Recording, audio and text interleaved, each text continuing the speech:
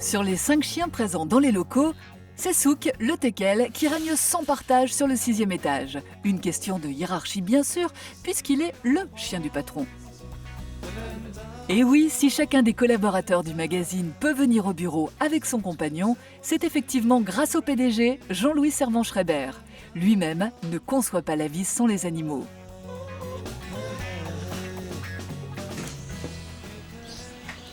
Il y a un côté magique dans les animaux.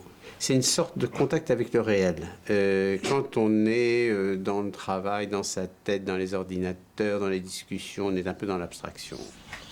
Le chien, c'est comme de toucher la terre. Le chien est là, il vous saute sur les genoux, on le caresse, et tout d'un coup, on est de nouveau dans le concret, dans le vécu, dans le réel. Voilà, c'est tout. Je voulais pas que...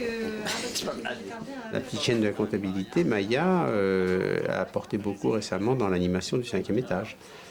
En courant absolument dans tous les sens et en interrompant toutes les conversations des gens avec ses facéties. Encore une fois, je trouve que c'est très important pour éviter que les gens se prennent au sérieux.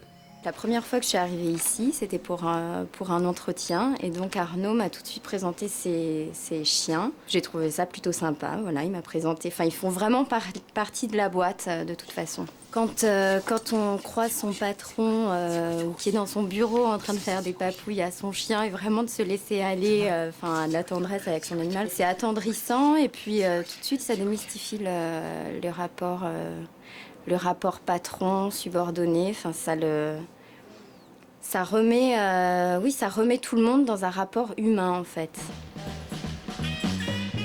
Il semblerait qu'il n'y ait rien de mieux que le contact avec les animaux pour évacuer le stress.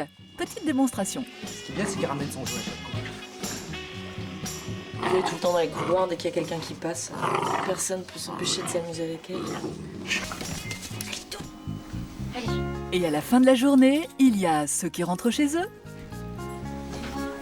ceux qui vont certainement rater la sortie,